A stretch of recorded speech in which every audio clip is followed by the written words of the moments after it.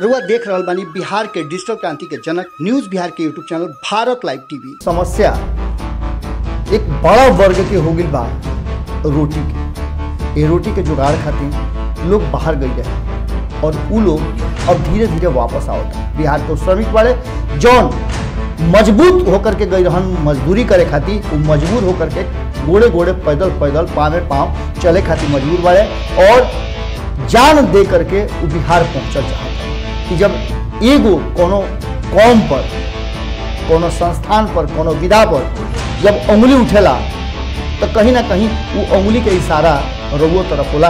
एगो उंगली जब दूसरा के दिखाई तो 3 उंगली रउआ के इशारा करता। ये बात रुआ खूब बढ़िया से जानता। लॉकडाउन के दंश जौन बा वो केकरा झेले के पड़ता रुआ खूब बढ़िया से जानता। नहीं तेजस्वी में सारा लोग जुड़ल बा, चाहे मैं पप्पू यादव के ही नाम क्यों न ली, प्रशांत किशोर के नाम ले ली, माधवानंद के नाम ले ली, उपेंद्र कुशवाहा के नाम ले ली, जीतन राम मांझी के नाम ले ली, या जेकर भी नाम रुआ ले ली, सारा लोग उनमें समाहित बा। सड़क के बिछौना आसमान ओढ़ लेवेले, मजदूर जब मजबूर होले तो मिट्टी से नाता जोड़ लेवेले। गोड़ लगाता नहीं हेरा से अभिनंदन वर बोलो के अपना कार्यक्रम जना के नाम है खूटा ठोक के। एक बार फिर से हमनी के जौन अपन ठेहा रहल हा खूटा ठोक के, ओकरा पर फिर से हमनी के खूटा डगाड़े के तैयारी शुरू कर दिल बन जा। और इस तैयारी में कहीं ना कहीं रउआ लोग के साथ बहुत जरूरी बा। रउआ लोग के बतावे के हुई कि अब एकरा आगे हमनी के कैसे बात करी जा और यह मंच पर, यह ठेहा पर का कैसे कैसे हमनी के अपन विचार रखी जा। कारण कि एक बहुत बड़ा जंग हमनी के शुरू कर दिल बन जा, जना के नाम है कोरोना। कोरोना के जंग के 52-53 दिन लगातार झेलला के बाद अब स्थिति हो गई बा कि हमनी के अलग अलग तरह से एकरा पर विजय प्राप्त करे के प्रयास तो करते बानी जा, लेकिन समस्या एक बड़ा वर्ग के हो गई बा रोटी के। ये रोटी के जुगाड़ खातिर लोग बाहर गई रहे और वो लोग अब धीरे धीरे वापस आवता। हालांकि वापस आवे में भी अभी बुझाता कि लंबा समय लगी। जौन प्रक्रिया चल रहा बा, चाहे केंद्र के होगे चाहे राज्य सरकार के होगे, वो केंद्र सरकार, वो प्रधानमंत्री जौन की दावा करते हैं खूंटा ठोक के कि 1 करोड़ से ज़्यादा लोग के प्रतिदिन ले जाए वाला हमनी के भारत के रेलवे विभाग बा, यात्रा करावेला विभिन्न जगह पर। लेकिन जौन स्थिति बा ओकरा में रुआ देखा तानी कि जब 4 तारीख से रेल के परिचालन श्रमिक स्पेशल ट्रेन के रूप में भइल, ओकरो खातिर का भइल सब बात रुआ से कहल जरूरी नहीं है, चूँकि हमनी के रोज एक पर चर्चा करते हैं। लेकिन आज जौन विषय बा वो विषय बा कि आखिर बिहार और बिहार के मुखिया नीतीश कुमार काहे ऐसे कर रहा बा, जौन कि बिहार खातिर अपना DNA तक के जोड़ दिले रहन। आज वह नीतीश कुमार निश्चित रूप से उस श्रमिक और साथ साथ उनका परिवार के यानी कि 75% बिहार के लोग के टारगेट में बना। दूसरा तरफ टीम तेजस्वी के मतलब रुआ समझते बानी कि टीम तेजस्वी के मतलब वो पूरा ग्रुप बा जौन की विपक्ष में खड़ा बा। एक से केहू अछूता नहीं के, सिर्फ 3 गो दल के छोड़ के। 3 गो दल बीजेपी, JDU और LJP। एहू में आपस में जौन सामंजस्य बा ओकरो में कमी बा, लेकिन ओकरा अलावे जितना भी दल बड़न वो सब नीतीश कुमार के कहीं ना कहीं कटघरा में खड़ा करता और एक पीछे बिहार और बिहारियत बा। बिहार के श्रमिक वाले जौन मजबूत होकर के गई रहन मजदूरी करे खातिर, वो मजबूर होकर के गोड़े गोड़े पैदल पैदल पाँव में पाँव चले खातिर मजबूर वाले और जान दे करके वो बिहार पहुँचल चाहता रहे। जौन जान बचावे खातिर गई रहन वो जान देवे के उनकर तैयारी शुरू हो गई बा।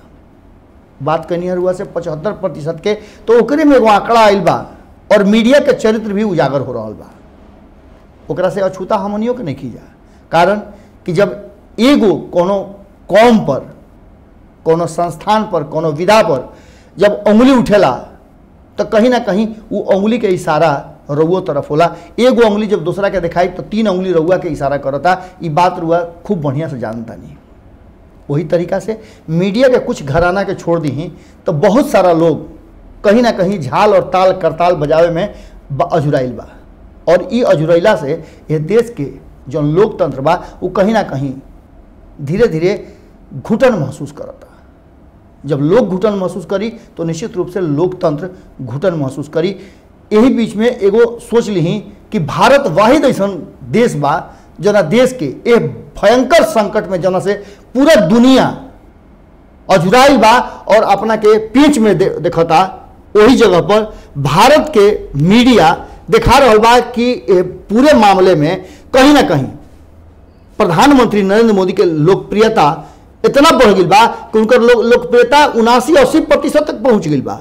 अभी सोच ली कि कितना बड़ा वो काम कर दिले वाले, कौन दवाई ईजाद कर दिले कि जहाँ से दुनिया एक कोरोना महामारी से निकल गई।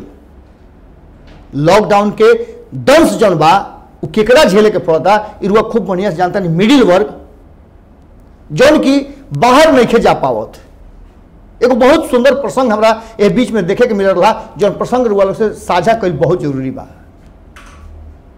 राहत बांटे के क्रम में जब राहत बांटे खातिर लोग बाहर निकलल, यही बीच में एक परिवार और राहत के बड़ा टकटकी लगा कर सही देखत रहे। बांटे वाला लोग के जब संज्ञान में आई बात, जब देखल लोग कि कोई टकटकी लगा के देखा था तो आग्रह कर लो कि रुआ ले ली, तो मुस्कुरा करके हाथ जोड़ करके और साइड हो गए। यही बीच में पता चलल कि वो परिवार कई दिन से घर से बाहर नहीं आई, कारण कि प्रधानमंत्री जी के आदेश बा कि लॉकडाउन में अपना घर में रहे के बाद घर से बाहर ही ना जाए, कोई रोड पर ना जाए। यह बात वो पर्चा दिखैले रही और ओकर पर्चा के पालन करते रहे। ऐसे कि संविधान ही बात कहता कि प्रधानमंत्री सर्वोच्च पद होले और उनकर बात उनका देश के माने के पड़ी। जब ये बात लोग के संज्ञान में आयल कि लगातार ही परिवार नहीं निकल तो भोजन पानी कैसे चलत हुई, तो वो एगो नया वो लोग सोच पैदा कैल और युवा पीढ़ी के ही से चलते बार बार हम प्रणाम करते नहीं सराहता नहीं। वो युवा लोग कैल का कि एगो घोषणा निकाल दिया मोहल्ला खातिर कि जे हमरा के यहाँ से आ करके सामान खरीदी, जे आटा खरीदी ओकरा के 5 किलो चावल फ्री मिली, जे तेल खरीदी ओकरा के और बाकी मसाला वगैरह वगैरह सामान जो बा वो फ्री मिली, दाल फ्री मिली। एक तरीका के घोषणा कर लोग तो लाइन लग गई और लाइन लगला के बाद लोग पैसा ले करके 10 रुपया में पूरा घर के सामान 2 दिन के राशन खरीदे खातिर लाइन लगा के लेवे लागल। घर में सामान लेके आई और जब घर में सामान ले आके पॉलिथीन के बैग खोलता लोग तो जो पैसा वो दिले रहन वो भी हमें वापस मिल जाता। वह समझ सकिले कि बात का हो रहा बा, यानी कि सबसे ज़्यादा मिडिल वर्ग एमें पीस रहा बा और परेशान हो रहा बा। चूंकि ना राहत के लाइन में खड़ा बा, ना ओकरा लगे कोनो राशन कार्ड बा, आ ना राहत वाला कैटेगरी में EPL BPL DPL जौन कितना भी रुआ कहते नहीं ओकरा में बा। 52-53 दिन से जौन 10 लोग झेल रहा बा ओकर वो अंदाजा ना लगा सकिले। हमनी के राहत बांटे के काम कैले बन जा, हमार बहुत टीम से जुड़ाव हो गई बा और ये बीच में जौन 52-53 दिन से लगातार चल रहा बा ओकरा में हमनी के जब राहत बांटे जाता है या तो बहुत सारा ऐसा घर बा जहाँ सर्व संपन्न होते हुए भी राहत और राशन के सामान के समस्या बा। बहुत लोग बा जन बुजुर्ग परिवार बाड़े, बहुत लोग बा जन कमाए खातिर बाहर गए रहे, कोनो कारण से बाहर गए रहे, ओजे जाके फंस गई बा और उनका बाल बच्चा परिवार फंसल बा। ऐसा कई लोग से लाइव में भी रुआ से बातचीत भइल बा। लेकिन ये भारत है, एजा सब कुछ संभव बा। 79% एक कोरोना संक्रमण के दौरान, संकट के दौरान लोकप्रियता बढ़ना कोनो देश के प्रधानमंत्री के, और वो भी बिना कोनो दवाई, बिना कोनो इजाद के कैले, बिना कोनो काम कैले, सिर्फ अपना के घर में आइसोलेट करके लॉकडाउन में रख करके, ये तो अजूबा बात बा। वैसे ही मुख्यमंत्री नीतीश कुमार के भी लोकप्रियता कहल जा रहा बा कि बहुत बढ़ गई बा। उनकर लोकप्रियता इतना बढ़ गई बा कि आवे वाला लोग ट्रेन पर से उतरता तो जय जयकारा मनावता कि हमने के एहसान कैले कि वापस ले जाए। यह बीच में विपक्ष लगातार सरकार के नीति और नियत के तरफ इशारा कर रहा बा। इशारा गंभीर बा और लोग जो आ रहा बा ओकर भी स्थिति ठीक नहीं है। सरकार के 20 लाख करोड़ के जो घोषणा बा वो घोषणा पर भी अब प्रश्न खड़ा हो रहा बा। लगातार वित्त मंत्री रोज आकर के अपना स्थिति के और 20 लाख करोड़ के अलग अलग खंडित करके का फायदा हुई ओकरा विषय में बता रहा बड़ी। कई लोग से हमारा भी बातचीत भइल, वो बातचीत के दौरान रुआ लोग सुन रही होकर कि का बात सामने आ रहा बा। एकरा में कहल जा रहा बा कि कृषि क्षेत्र में बहुत ज़्यादा फायदा मिली, कृषि के एक नया आयाम मिल जाई और कृषि और कृषक एक नया युग के शुरुआत करी लोग। आखिर इतना दिन से ही युग के शुरुआत काहे ना होते रहे। जहां अर्थव्यवस्था पूरी तरह से चरमरा गई बा, फैक्ट्री बंद बा, लोग भूखे छटपटा रहा बा, मजदूर के लगे काम नहीं खे। और वो स्थिति में कृषि के क्षेत्र के कहल जा रहा बा जौन कि भारत के बिहार के आत्मा बा, ओकरा कहल जा रहा बा कि समृद्धि की तरफ ले जाई और एक नया युग के परिवर्तन हुई। अगर ऐसा हो जाता तो एक से बड़ बात का हुई। जौन किसान और खेत बिहार में रहते हुए एजा के लोग के, श्रमिक के दूसरा राज्य में जाकर के किसानी करे के पड़ता, एक बात से अंदाजा लगा सकीले कि बिहार सरकार के कितना ज़्यादा ये सब चीज़ पर ध्यान बा। कृषि मंत्री प्रेम कुमार भले अपना महल में बैठ करके नया नया घोषणा करस, लेकिन जो जमीनी हकीकत बा वो बहुत अजब बा। शाहबाद के क्षेत्र में, शाहपुर में कृषि अनुसंधान केंद्र खातिर कई एकड़ जमीन अधिग्रहित कइल बा, लेकिन आज तक ओकरा पर कोनो काम ना भइल। ये आज के बात हमने की बतावत, कई दशक बीत गई, लेकिन ओजा अभी तक ले एगो नेव और पिलर तक नहीं है। वो जमीन पर ऐसे ही बंजर पड़ल बा। सब कुछ होते हुए अगर खेती भी ऊपर करवा दिहल गई, बागवानी करा दिहल गई रही, तालाब खोल के मछली पालन करवा दिहल, तो हजारों हजार सैकड़ों लोग के उसे रोजी रोजगार हुई। लेकिन सरकार सिर्फ नीति बना के कागज पर दौड़ैला से जो स्थिति सामने आई रुआ लोग के नजर आ गई। रुआ जहाँ भी फसल बानी रुआ खुद अंदाजा कर सकिले कि रुआ चाहत नहीं भी बात कही तो कोई से बात नहीं हो, कोई फोन उठावे के तैयार नहीं के, कोई नंबर नहीं खेलागत। सहारा और साधन के रूप में भारत लाइव रुआ लोग के साथ खड़ा बा। हमनियों लगे रुआ लोग फोन लगाओ तो लगातार इतना ना फोन आवता कि राउर फोन कभी कभी ना लागत हुई, 10-10 दिन 5-5 दिन के बाद फोन लागत हुई। हमने के तो कम से कम वो फोन के कॉल बैक करके भी बतियावे के प्रयास करते हैं। जब बहुत लोग हमने के कॉल बैक करके भी बतियाई ले जा, जौन मिस कॉल में फंस जाला, फोन ना बात कर सके ले जा, वो लोग से हमने के फ़ोन कर करके भी बतियाई ले जा। लेकिन सरकार जौन दावा रहा कि 1 करोड़ लोग आ रहा बा, अब तक 10 दिन के अंदर में, 12 दिन के अंदर में जब ये देश में 1 करोड़ लोग भी वापस अपना राज्य में ना पहुँचले रेल परिचालन से, तो कहीं ना कहीं समस्या तो जरूर बा। आंकड़ा बहुत कुछ कहता है कि मत्स्य पालन के तरफ सरकार के ध्यान बा, सरकार के मछली पालन से लेकर के अन्य जगह पर बहुत बहुत ध्यान बा। यहाँ तक कहल जाला कि मछली पालन में भारत दुनिया के सबसे समृद्ध देश मानल जाला, सबसे ज़्यादा सप्लायर मानल जाला, सबसे ज़्यादा संभावना एजा बा। ये सब के बावजूद समस्या हमेशा मछुआरा समाज के रहल। मुकेश सहनी हमेशा वो खातिर युद्ध लड़त रह गई। ये बीच में रुआ देख लो कब कि बिहार में माधव आनंद एगो नया अपन विचार रख ले हा कि जौन फैक्ट्रीज बा, जौन छोटा मोटा काम धंधा बा, ओकरा के तत्काल उस सारा नियम कानून से वंचित कर दिया। जैसे कि श्रमिक खातिर नियम कानून बनावे में बदले में 1 सेकंड भी ना लगल। खास करके बड़ा बड़ा पूंजीपति लोग के लाभ पहुंचावे खातिर सरकार सेकंड भर में अपन फैसला कर लेता और राज्य सरकार ओकरा के समर्थन कर देता रहे कि 8 घंटा के जगह पर 12 घंटा श्रमिक सेवा दी हैं, बदले में पैसा उनका पहले ही जैसन मिली, हो सकेला ओकरों से कटौती कर लिया हो, लेकिन उनका 8 घंटा का जगह पर 12 घंटा काम करे के पड़ी। श्रमिक के लगे आवाज नहीं खे, असंगठित वाले संगठित क्षेत्र भी कुछ नहीं के कर पाओ, ऐसे कि श्रमिक के रोटी चाहिए। और ये बात सरकार भी जान रहा बा और उद्योगपति भी जान रहा बा कि वो जितना चाहस उतना श्रम के दोहन कर सकेले। एकरा पर हमने के बहुत सारा बात करी जा, कभी कभी तो यह चीज़ के लेकर के रोआ खड़ा हो जाला कि आखिर कितना दोहन श्रमिक लोग के हुई। रुआ बिहार लौट के आओ तनी, बिहार सरकार रुआ खातिर का व्यवस्था करता, ये बात निश्चित रूप से टेंशन में तो जरूर बा। ए बीच में कई बार कहल जा रहा बा कि बिहार लौटे वाला लोग खातिर बहुत कुछ व्यवस्था कैले बाड़े।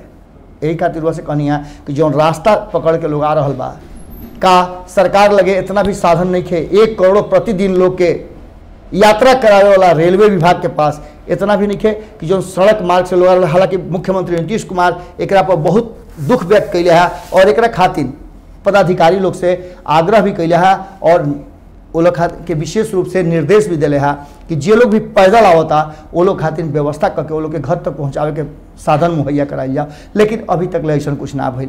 लगातार हुआ देख लो कोई भारत लाइव के कैमरा के नज़र से कि लोग अभी भी पैदल आ रहा बा, पैर में फोंका बा, छाला बा, और इस छाला से रुआ देख करके निश्चित रूप से चिंता जरूर हुई।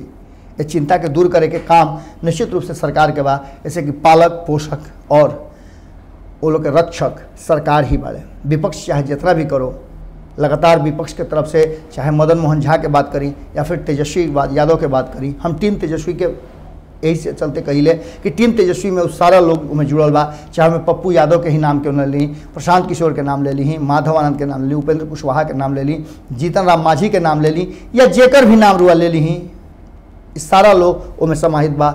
और लोग लगातार बिहार के लोग खातिर लगातार सरकार के विषय में कह रहा बा। जब भी सरकार की तरफ से पूछा जाता तो सरकार में भी अलग अलग खंड नजर आता, जहाँ एक तरफ देख लो कि सरकार के ही अंग एलजेपी के तरफ से कहना बा कि बिहार सरकार कहीं ना कहीं वो श्रमिक लोग से और बिहार में राशन सप्लाई और राशन के मामला में लोग तक पहुँचावे में कहीं ना कहीं कोताही बरत रहा बा। उस सरकार के कहना बा कि केंद्र सरकार की तरफ से उनका मिलते नहीं खे।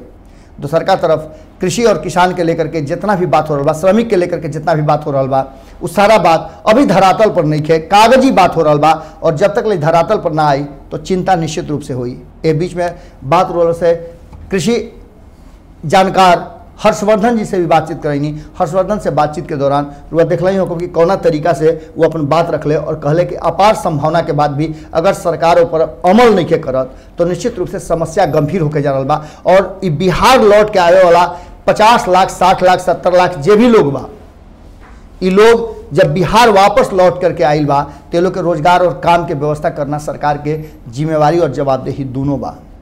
निश्चित रूप से बिहार खातिर एगो बड़ा अवसर भी बा। कोरोना जहाँ एक तरफ से बिहार के बहुत सारा संकट लेकर के आइल बा, ओजे एगो अवसर भी बा, जना अवसर के अगर सरकार बढ़िया ढंग से मैनेज कर लिहल, मैनेजमेंट अगर सही हो गई तब बिहार के समृद्ध होके खातिर आगे के अवसर बहुत बड़ा खुल जाई।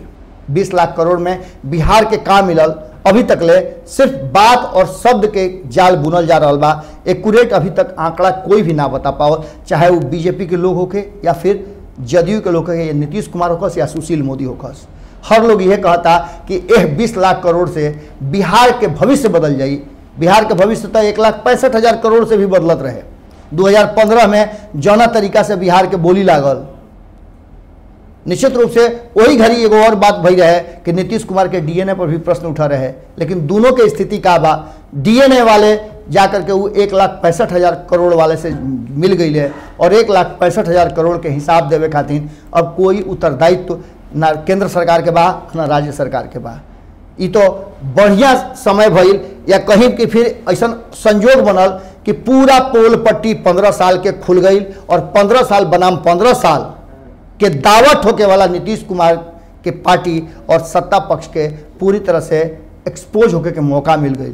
का भइल बिहार में 15 साल में इरुवलों के सामने बा। अब बिहार के पुनः सृजन करे के जरूरत बा और इस सृजन में कहीं ना कहीं सृजनकर्ता और श्रमिक के बहुत बड़ा भूमिका हुई। यही चलते बार बार इरुवलों के सामने ये बात कह रहा बानी कि जौन स्थिति बा वो स्थिति बा कि बिहार में श्रमिक बिगाड़ सकेले खेल। ये चलते कि टीम तेजस्वी के संग है वो लोग के धीरे धीरे गेम बदल रहा बा और मेल जोल बढ़ रहा बा। जितना भी श्रमिक अब तक बात कैले, विचार कैले या फिर हमनी संगे जो संवाद हो रहा बा ओकरा में सरकार के प्रति गुस्सा और विपक्ष के प्रति भी गुस्सा बा, लेकिन बदलाव के एगो बयार निश्चित रूप से आंधी तूफान के तरह कोरोना संकट में बिहार के तरफ भी बहुत तेजी से चल रहा बा। वह सुन ही होगा कि लगातार भारत लाइव से संपादक नमन मिश्रा जी से बात करी या फिर और भी एपिसोड में वह बात करी तो कहीं ना कहीं वो आहट जो बिहार के तरफ आ रहा बा, बिहार सरकार के तरफ आ रहा बा, वो सुनाई जरूर दे रहा बा। अब यह आहट के कैसे अवसर में बदलता रहे मुख्यमंत्री नीतीश कुमार, ये बड़ा उनका लगे चुनौती बा और यह चुनौती में खेल तक बिगड़िए रहा बा। अब एक गेम के चेंज करे खातिर गेम चेंजर प्लान उनका लगे का बा। चूँकि नीतीश कुमार के कहल जाला कि वो सोशल इंजीनियर हवे और गेम चेंज करे के तरीका उनका पता बा। देखे वाला बात हुई कि आपन खूंटा मजबूती से नीतीश कुमार गाड़ पावत रहे कि उनकर खूंटा उखाड़ करके टीम तेजस्वी आपन मजबूत खूंटा गाड़ता रहे। चूँकि 15-15 साल के तब गेम हो गई कि 15 साल तहरा तो 15 साल हमरा। आगे बिहार के जनता का फैसला करी है, फैसला श्रमिक लोग के करे के बा जौन लौट के आइल बाड़े और श्रमिक लोग के परिवार के करे के बा जौन अपना परिवार के सदस्य के बाहर फंसला के कारण बहुत ज़्यादा गुस्सा में रहे। रोटी के जुगाड़ कैसे हुई एकर व्यवस्था सबसे जरूरी बा और के अंकुश लगाई ए घोटाला गबन और क्वारंटाइन सेंटर में जे कुछ भी झाल मेल चल रहा बा, कोरोना के लेके झाल मेल चल रहा बा, एकर खबर भी लोग तक पहुँचल हुई, जना पर विराम लगावे के बात चल रहा बा, प्रेस के आज़ादी पर प्रतिबंध लागता, एकरों के लेकर के बहुत सारा प्रश्न बा और ये सब प्रश्न के हल निश्चित रूप से नीतीश कुमार के करना हुई। अगर ना करी हैं तो निश्चित रूप से खेल गड़बड़ाई। खूटा ठोक में आज ऐसे विराम देता नहीं, फिर वह से काल मुलाकात हुई। तब तक रउआ लोग के विचार के जरूर हम इंतजार करब। निहोरा बा कि अपना भारत लाइव के सब्सक्राइब जरूर करी। सब है सब्सक्राइब कैला के बादे हमनी के गेम बदल सकेला, आगे बढ़ सकेला। कारण कि अब गेम बिहार के लोग, बिहार के श्रमिक और बिहार के सरकार से लेकर के बिहार के आत्मा, बिहार के समृद्धि तक पहुँची। रउआ लोग के विचार बहुत जरूरी बा और विचार देला के बाद तभी हमनी के आपन बात रउआ लोग तक तारतम्य के साथ जोड़ सके जा। फिर कल भेंट हुई, गोड़ लागत। अगर ये वीडियो पसंद आई और वह बिहार के राजनीति और बिहारियत से सरोकार रखेनी तो सब्सक्राइब बटन दबा के चैनल के सब्सक्राइब कर ली। ओजे एगो घंटी बा, ओकरा बटन दबा देला से कुल सटीक और मारक खबर रुआ मुफ्त में मिल जाई। अगर रुआ पत्रकारिता के हमनी के नया प्रयोग में सहयोग कर चाहतानी तो ज्वाइन बटन दबा दी। पेटीएम नंबर नोट कर ली 9386816700। धन्यवाद।